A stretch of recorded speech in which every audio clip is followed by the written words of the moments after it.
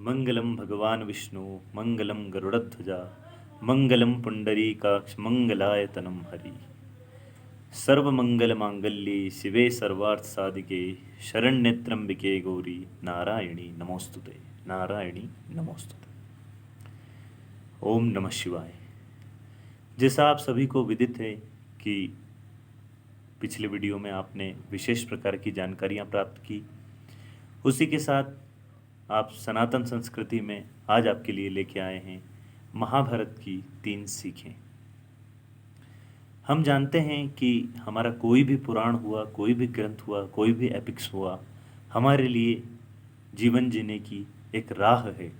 कहीं न कहीं वह हमारा मार्गदर्शन करता है, चाहे वह रामायण हो, रामचरितमानस हो, श्रीमद् भगवत गीता हो, महाभारत हो या भागवत पुराण हो या कोई भी 18 पुराणों में से कोई भी हो गया। वह हमें जीवन जीने की दिशा सिखाता है। हमें उलझनों से बाहर निकालने में हमारे पुराण बहुत ही हमारा सहयोग करते हैं, यदि हम उन्हें पढ़ें तब। यदि हम बात करें श्री रामचरितमानस की, तो यह त्याग की कहानी है। It is the great sacrifice of Rama. अगर हम बात करें महाभारत की, तो महाभारत का मूल है या महाभारत की सबसे बड़ी सीख है श्रीमद् भगवत गीता। 18 अध्यायों एवं 700 श्लोकों में भगवान ने हमें यह बताया कि एक व्यक्ति को कैसा होना चाहिए। यदि वह पिता है, यदि वह पुत्र है, यदि वह माँ है, यदि वह भगिनी है, यदि वह कोई भी पात्र यदि इस जीवन में हैं, तो उन्हें अपना निर्वहन, अपने जीवन का निर्वहन, अपने पद की गरिमा का निर्वहन कैसे करना है।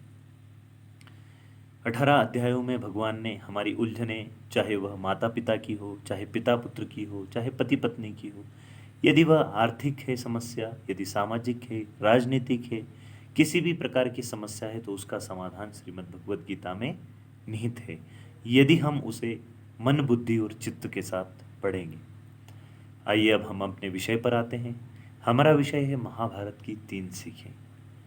महाभारत ने हमें विभिन्न प्रकार की सीखें दी, जिनमें मेरे अनुसार सबसे महत्वपूर्ण है कि संगत, अच्छी संगत। व्यक्ति का जीवन बहुत बड़ा है, किंतु इस जीवन में सबसे महत्वपूर्ण व्यक्ति के लिए अपनी माँ होती है। किंतु व्यक्ति की जो आवश्यकता है वे समय के हिसाब से परिवर्तित होती है, किंतु जो संगत है वह सबसे महत्वपूर्ण है। व्यक्ति के जीवन पर सबसे प्रभावशाली यदि होती है तो उसकी संगत है। यदि व्यक्ति की संगत अच्छी है तो वह अच्छे बनने में कुछ दिन उसे लगेंगे, किंतु यदि व्यक्ति की संगत बुरी है तो वह कुछ ही दिनों में बुरा व्यक्ति बन जाएगा। आइए हम महाभारत में देखते हैं कि कौरवों की संगत में शकुनी मामा थे।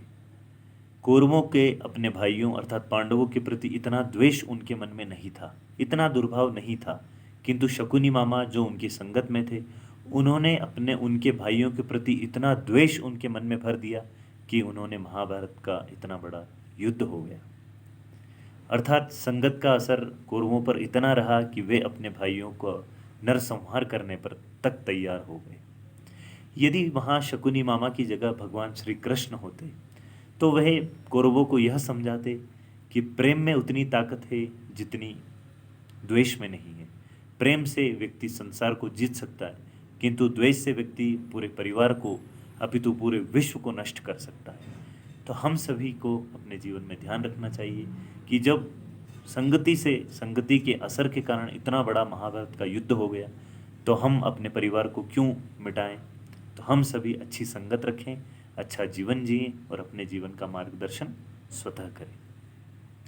दूसरी सीख है कठिनाइयों का सामना करना।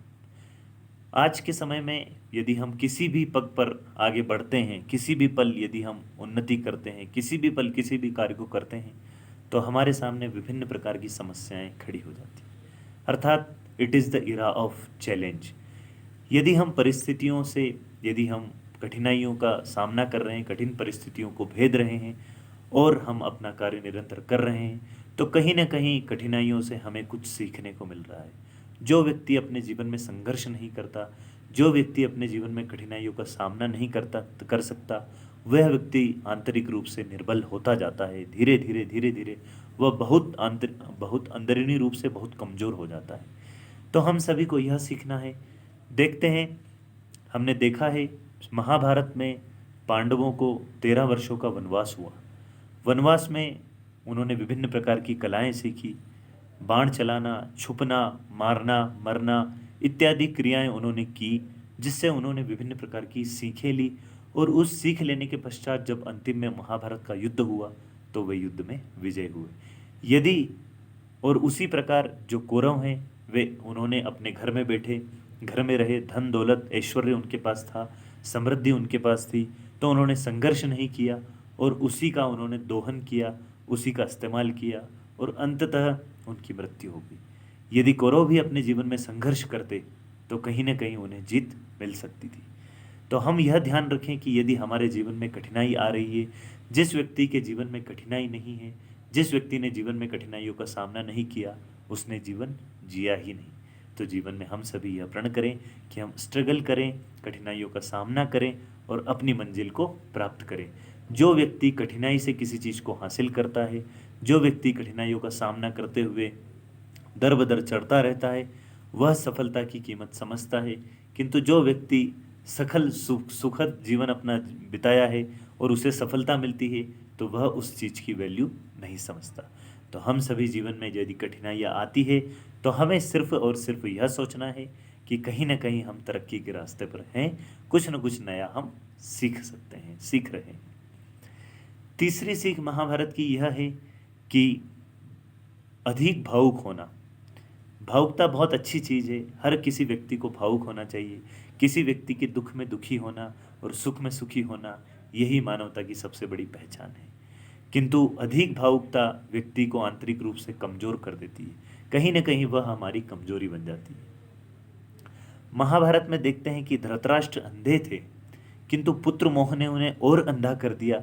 उन्होंने पुत्र की हर गलती को नज़रअंदाज किया, उन्होंने पुत्र की हर बात को माना, पुत्र के गलत करने पर भी उन्होंने कभी दंड नहीं दिया। तो व्यक्ति भावुकता की मात्रा से यदि अधिक भावुक होगा तो कहीं न कहीं उसकी कमजोरी बन जाएगी और उसका परिणाम ये हुआ कि अंततः कौरवों की मृत्यु हुई। महाभारत के युद्ध में कौरव जीत सकते थे क्योंकि यदि उन्हें गलत कार्य करने पर दंड मिला होता, यदि उनके पिता ने अधिक मोह न किया होता तो कहीं न कहीं कौरव आज इस संसार में जिंदा होते। तो हम सभी यह प्रण करें कि हम अपने बच्चों को प्रेम करें, बहुत प्रेम करें। शास्त्र कहता है कि 8 वर्ष तक बच्चे को बहुत प्रेम करो। 8 से लेके 18 जब तक वह वयस्क होता है तब तक उसे दंड दो, अर्थात गलती करने पर उसकी पिटाई करो, उसे समझाएं। किंतु 18 वर्ष के बाद जब वह वयस्क हो जाता है उसके पश्चात ना तो उसे डांटना है और ना मारना है, उसके साथ मित्रवत व्यवहार करें।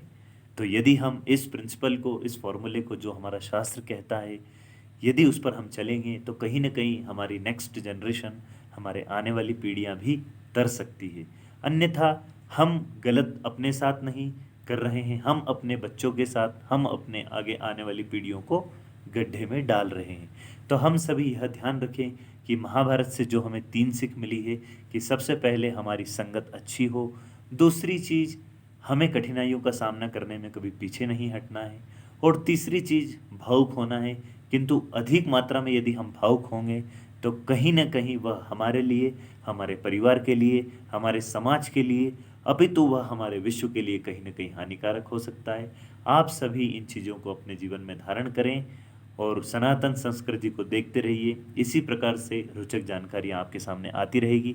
चैनल को लाइक करें, सब्सक्राइब करें और कमेंट बॉक्स में यदि कोई त्रुटि आप लोगों को लग रही है या कोई सजेशन आपका हो तो कृपया कमेंट बॉक्स में शेयर करें। जय श्री राम, जय श्री राधे।